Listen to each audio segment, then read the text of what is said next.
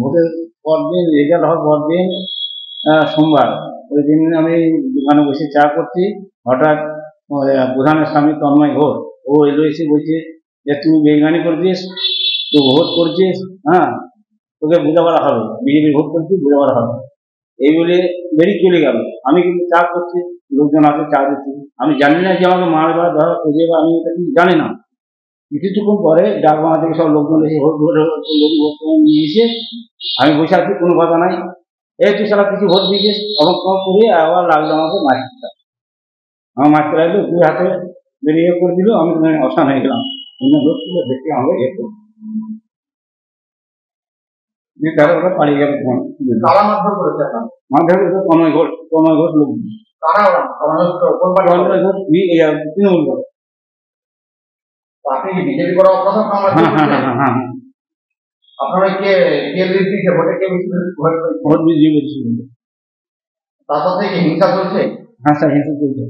কি কি কি করছে ওরা? আরো স্যার যাবে সব কর্ম ভেলা মিছিল করা এসব করছে। কিভাবে আছেন এখন? এখন প্রচন্ড ভয়ের মধ্যে আছে স্যার, কখন মারবে কি সংকেতের বিশাল আতঙ্কের মধ্যে আছে। ভয় আমার সামনে এখন করছে না, তো অন্য জায়গাতে ইয়ে করছে, অন্য লোককে বলছে আর কি, আমার সামনে আসছে না।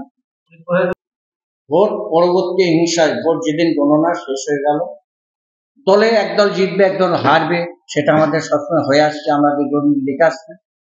কিন্তু বিষয় হচ্ছে এই যে এলাকায় একটা অশান্তির বাতাবরণ তৈরি করছে তৃণমূল। আমরা কি দল করছি ঠিকই, কিন্তু অত্যাচারের জন্য দল করছি। তো বড় বড় নেতাদের তাদের কাজ কি? এলাকায় যাতে শান্তি থাকে, প্রশাসনের কাজ যে এলাকায় যাতে শান্তি থাকে সেটা দেখভালের দায়িত্ব তাদের।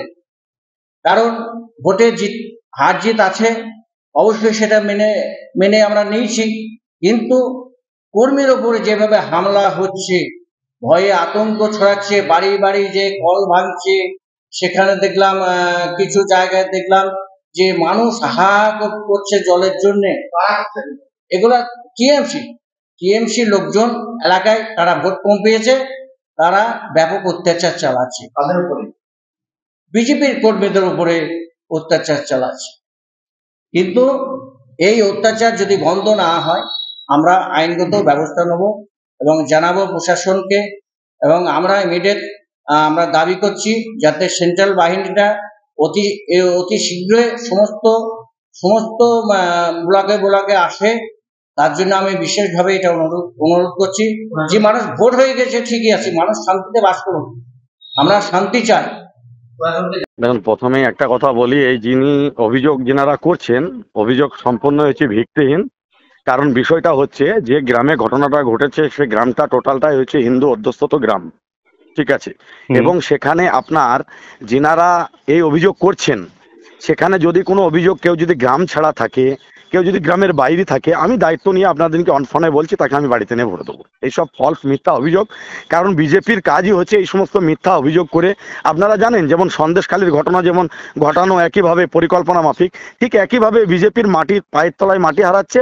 তাই এই সমস্ত বিজেপির কিছু এই নতুন কিছু হালি নেতা উঠেছে, তারা আপনার এই সমস্ত বাজার গরম করার জন্য, সাংবাদিকের শিরোনামে আসার জন্যে, খবর করার জন্যে, মানুষকে ভুল বুঝাবার জন্যে এই সমস্ত কর্মসূচি বা এই সমস্ত কাজ তারা করে যাচ্ছেন।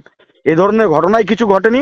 আর এখানে যদি কোনো ঘটনা ঘটে থাকে তাহলে থানায় কোনো কমপ্লেন নেই, কেউ ইনজোর নেই, কারোর বাড়ি ভাঙচুর নেই, কিছুই নেই। খানাকুদে একটা মিথ্যা ঘটনাকে রটিয়ে দিবে, সেটাকে বাঁধিয়ে বলে দিবে পার্টি অফিসে নিয়ে গিয়ে, সেখানে বিজেপির কার্যালয় পার্টি অফিসে নিয়ে গিয়ে বসে বলে দিচ্ছে যে আমাদের এই করেছে।